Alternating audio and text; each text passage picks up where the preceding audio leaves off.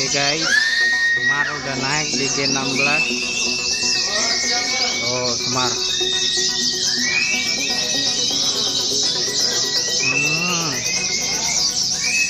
Oke.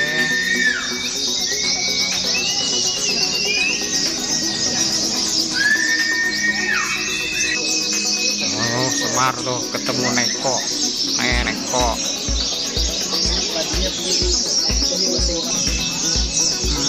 Semar ketemu Malika. Tuh, kebot. Pacong. Oh, pojok. Tuh bahannya Semar tuh. Oh, tuh Semar. Oh, ini ijak kipul sebelahnya tuh.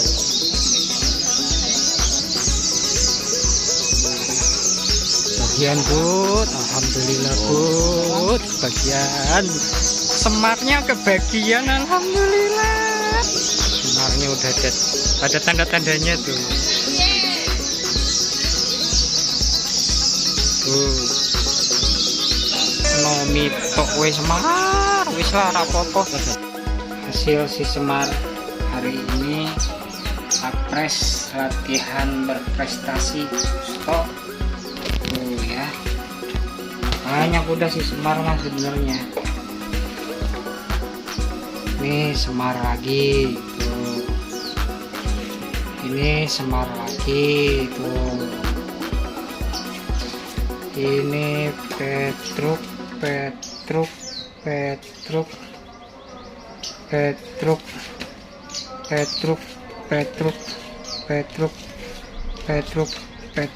nih Semar lagi tuh. Semar lagi, ini Semar lagi tuh. Itu bahan semua, ini bahan dari nol, ini Petruk juga dari nol. Welcome back to my channel guys. Buat hari ini saya sharing-sharing Bustomi aja ya. Saling tanya jawab Bustomi dengan pengalaman saya, cara saya nyetak sampai hingga menjadi gaco, sampai ditawar sampai udah 2 juta, sekitar 1.500.000. Bukannya saya nggak jual, saya jual dengan harga saya, Bustomi saya, gaco saya ya. Kalau mau silakan, kalau nggak mau ya masih bisa saya mainin ya, saya simpan. Ini saya jujur ya, Bustomi saya ini semua, ada si Petruk sama si Semar ini saya nyetak sendiri dari nol, dari pas habis corona gantangan dibuka, Bustomi lagi rame, saya udah mulai bakulan Bustomi sekalian nyetak ya. Ada dari Gunung Salak, ada dari Gunung Karang, Banten. Semua ini saya dari nyetak dan sekarang sudah jadi gaco ya. Ibaratnya masih ada PR lah ya, masih kalah sama burung-burung yang udah mapan, yang udah tua duluan ya. Jujur buat cara pencetakan saya itu ada tahapnya saya mencetak. Dan juga pas saya bakulan Busto dulu kemarin ini, saya ambilnya riwikan, bukan jamin jantan, karena kalau riwikan itu di pengikatnya udah dipantau emang burung ngeriwik baru dipisah. Dan juga saya mintanya itu bereng hutan ya. Kemungkinan kalau kita ngambil bereng anakan dari bereng dari peternak mungkin mahal kan ya. Saya kebanyakan ini dari bereng hutan, saya nyetak dari bereng hutan ya. Semuanya itu perlu tahap, dan juga tahap saya cara mencetak saya semua saya bondolin. Dari ekor saya cabut semua, bulu sayap saya cabut semua, terus udah semua, udah dicabut semua, saya langsung doping kenceng, pendompingan doping kenceng terus. Dan juga udah di main doping kita harus rajin ngembun, tiap hari diembun. Terus pemasteran 24 jam yang sejalur aja, misalnya wit itu aja terus muter, wit itu aja terus. Dan juga apa namanya, setiap pengembunan itu dengan karakter burung itu di dalam obyokan itu biasanya udah ada yang kesel alias dia udah mau ngalas. Biasanya sih syukur-syukur kalau burungnya cerdas, dia ngalasnya langsung materi yang kita kasih masteran tadi. Seperti wit mungkin yang nggak panjang ya, tapi seenggak-enggaknya kita kepantau, oh ini masteran yang biasa gue pasangin buat dia nih masterannya, ya udah kelihatan lah gitu ya kan. Nah itu aja. Dan juga baca karakter burung itu harusnya di gantangan. Dan juga misalnya setiap kita ngobrol nyetak itu, kalau dia udah kesel udah nembak langsung pisah. Dan tiap hari kita bunyiin terus dia, jangan sampai dia lupa gitu, jangan sampai dia kembali ke awalnya gitu. Kalau udah ngunci udah enak, tiap hari udah bunyi terus kayak gitu, nah disitulah kita baca karakter kegantangan ya. Kalau saya diajarin sama abang-abang saya ya, senior saya burung saya dari bahan katanya. Mereka tahu saya nyetak sendiri bukan buat ambisi, buat menang.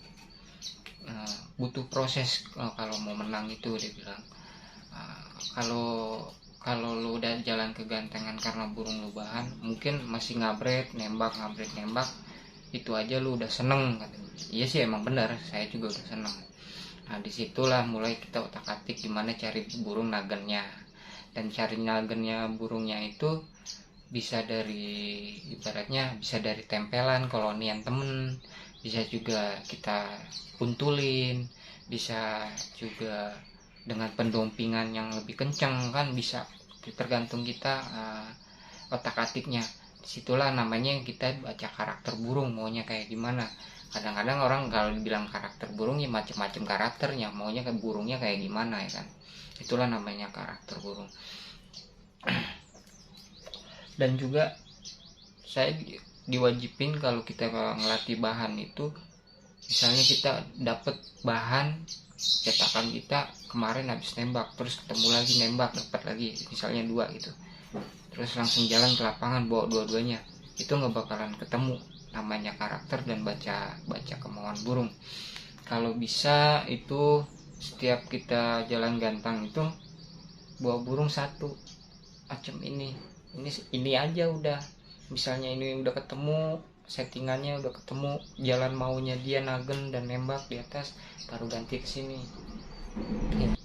Dan juga ya, kalau teman-teman banyak nanya masalah doping saya apa, saya dari kemarin saya udah sering bilang, banyak yang WA, banyak yang inbox, banyak yang bertanya, banyak yang nanya, dapat nomor saya dari YouTube saya, channel saya. Ini doping saya, biang doping dari produksi Kenjin, PGO dari kakak saya, Dade kakak saya dari Sumatera. Nah biang doping ini kalau mau irit saya caranya pisah. Jadi nggak semua ini saya masukin air, jadi ada seberapa gitu saya pisah ke sini. Terus cara pemakaian biang doping ini ke sini pakai PGO sekitar 5 tetes sampai 7 tetes itu ya. Itu juga dari bahan juga pakai ini gitu, sampai dia mapan kayak gini. Dan juga ya pokoknya mau tanya-tanya sharing-sharing kayak gini, ini saya bagi pengalaman saya. Nah dari cetakan saya ini, dari 5 kloter itu sebenarnya nggak semua itu datang semua bres, enggak, jadi bertahap. Ada yang gunung salaknya ada yang datang 9 ekor 10 ekor saya ambil, ada yang kelihatan mencolok, belum mencolok saya pisah. sisanya saya jual. Terus habis saya turun lagi 10, ada yang jadi saya pisah 1, sisanya saya jual. Begitu juga Gunung Karang ya, Banten, dia 3 kloter turun 7 ekor. Nah, 7 ekor ada 1 dapat, saya jual, sisanya turun lagi 10. Nah, dapat lagi 1 2 saya pisah, sisanya saya jual. Dan turun lagi 12, dapat lagi 1, sisanya saya jual. Nah, semuanya itu ibaratnya saya dari sekian banyak itu saya ngambil paling ibaratnya cetakan, oh nih udah kelihatan saya pisah kan. Di dalam mobil kan udah mau nembak, saya pisah. Dalam mobil kan udah mau nembak, sisa. Nah, sisanya itu ibaratnya emang semua bagus semuanya kan ya, mobil kan saya bukannya saya gimana ya. Apa maksudnya, karena burung udah cerdas dan udah pintar duluan nembak di dalam mobil kan saya cetak itu, saya pisah, sisanya saya jual. Semuanya bagus, cuman kalau mau dikelatin karena terlalu banyak buat apa juga gitu kan ya. Harus seimbang juga hobi saya dengan penghasilan saya. Masa hobi aja kita pengeluaran kita, nah di dalam hobi ini harus ada penghasilannya juga gitu. Jadi jangan sekedar hobi-hobi aja, nggak ada pemasukan dari hobi kita. Dan juga ya saya perkenalin, ini batu saya Petruk dari Bunsal, Gunung Salak, Bogor ya, atas nama Petruk. Sebenarnya yang cetakan saya ada 5, ini Petruk. Alhamdulillah udah jalan lapangan. Dan juga cara saya nyari karakter burung dia buat jalan ke lapangan itu 6 bulan, butuh proses ya. Ini hasilnya Petruk nih semua. Ini hasilnya Petruk sama Semar. Ini Semar. Ini dari Banten, Gunung Karang. Gayanya buka ekor, bongkok kayak kenari F1 ya. Ini sejahuran. Dari bahan-bahan saya ini, alhamdulillah selama 6 bulan saya nyari settingan si Petruk, si Semar. Itu baru ketemunya itu sebelum puasa kemarin. Alhamdulillah pertama saya bawa si Petruk dulu. Ini 8 hari on fire dia, on fire, nembak terus di gantangan ya kan. Karena saya biar stabil, tambah stabil lagi doping dan tempelan, saya nempel juga, saya tempel, ada di rumah tempelan. 8 hari dia on fire, nembak, performanya kelihatan. Setelah 8 hari balik lagi semula dia ngerol, saya istirahatin karena nggak mungkin saya paksa, karena dia udah nggak mau nembak. Saya istirahatin seminggu ya, saya istirahatin. Dia udah alhamdulillah udah dapet duluan, nggak lama. Semar kan itu kan udah ngerol. Semar nggak lama, semenjak pas si Petruk saya istirahatin, Semar saya bawa. Hari itu juga Semar dapet juga settingannya, sama juga. Ini juga doping dan juga pakai tempelan, saya pakai tempelan gitu ya, tempelan sama dakun gitu. Nggak lama ini juga dari bahan juga. Semua stomi saya itu dari bahan, saya nyetak sendiri ya. Dan ini calon belum saya keluarin, belum saya mainin maksudnya. Cuman kalau ada yang mau, ini Gunung Salak ya saya jual ini. Ini udah kelihatan ya, udah ada nembak-nembaknya. Dan mungkin hari ini saya akan lomba ke markas RMS Pondok Cabe Singaji. Saya bawa si Semar ya, Semar karena lagi on fire, lagi enak-enaknya. Dan juga nanti saya tempel pakai ini. Nah ini dakun 2. Kenapa dakun ini saya sekat begini? Karena kalau ngelihat si bustomi ini birahinya langsung stabil, bukan stabil gimana ya, langsung dapat birahinya langsung ngecer kayak orang burung galak gimana sih kayak gitu. Dan juga saya jujur, ini dakun-dakun saya ini player semua, player di kelas prospek, udah ada materi. Dan apa namanya, buat saya bilang itu tadi, kalau mau baca karakter itu dari segala macam jenis kita otak-atik, entah itu dari tempelan, dari pendompingan, apa kita dapat kolonian tempelannya di lapangan, itu semua berjalan dengan apa adanya ya. Yang penting kita tahu baca burung itu. Makanya saya bilang, kenapa harus diwajibin bawa burung satu tiap gantangan? Karena kita fokus ke satu burung. Kalau misalnya kita bawa 2 burung, fokus kita kebagi-bagi. Jadi saya bawa 2 nih begini, ya otomatis buyar, nggak ketemu. Nah, makanya kalau mau nyari karakter burung itu di gantangan, bawain satu aja sampai ketemu kemauannya burung, ya kan? Jangan burung ngikutin kemauan kita gitu. Itulah saya bagi-bagi resep saya tentang pencetakan saya. Kebanyakan pemula kan maunya dari nol gitu. Dan juga kalau buat pemula mau nyetak burung bagus, endemik bagus Busto itu saya paling suka dari Gunung Salak Bogor sama Gunung Karang Banten ya.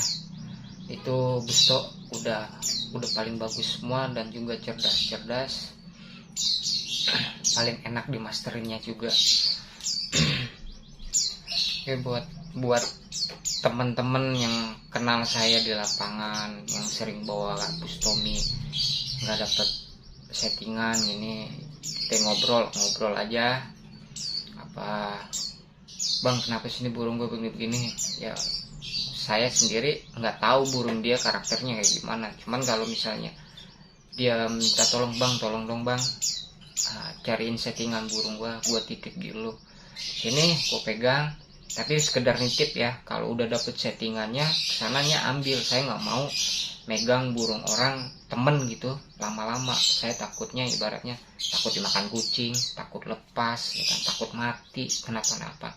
Itu semua harus dipertanggungjawabkan. Ibaratnya harus ada contoh, misalnya lepas, mau nggak mau saya videoin, apa saya foto, ini burung lu lepas, itu burung orang kan. Kalau mati otomatis kalau nggak kita videoin, kita foto, ini burung lu mati tiba-tiba. Nah itu kan harus dipertanggungjawabin.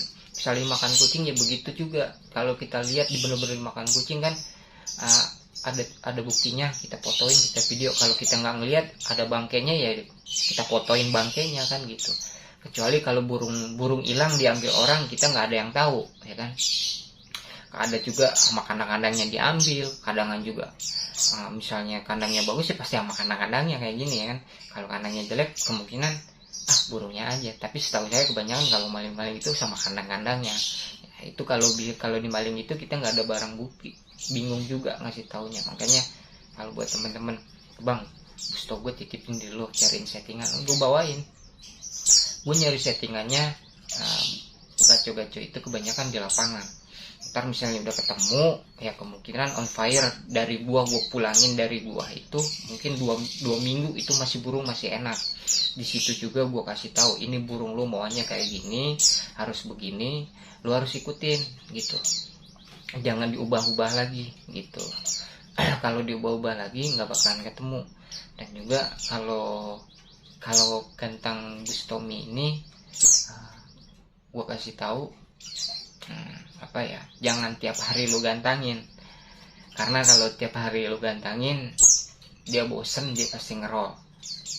Kalau gue pribadi gantang Bustomi seminggu 2 kali. Kayak sekarang ini kan dua-dua udah jadi gacok nih dari bahan gue. Sekarang udah ketemu settingan, saya bawa dua-duanya ya kan. Cuman kalau buat di RMS nanti jam 12 saya berangkat, saya bawa Semar karena lakpres spesial, ketemunya burung-burung yang mewah pasti di sana karena burung saya juga bahan. Ya udah segitu dulu dari saya. Jangan lupa di subscribe, di like, komen ya. Kalau buat tanya-tanya yang saya ngerti saya akan jawab, itu aja. Ya udah, segitu dulu ya dari saya. Nanti hasilnya saya dari gantangan saya tempel di sini. Oke, cus.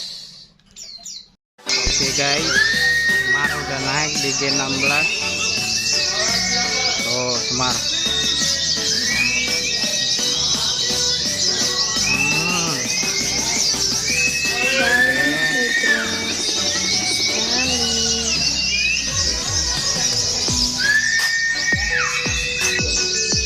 Oh Semar tuh ketemu Neko. Neko.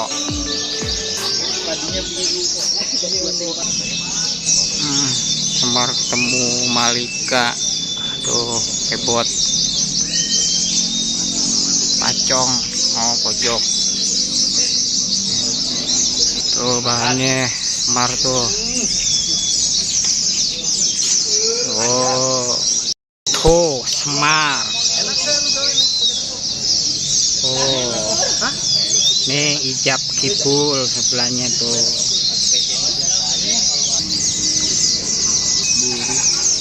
Bagian Bud, alhamdulillah Bud, kebagian. Semarnya kebagian, alhamdulillah. Semarnya udah ada tanda-tandanya tuh.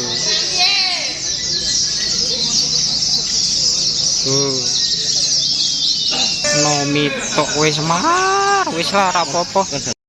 Hasil si Semar hari ini apres latihan berprestasi stok.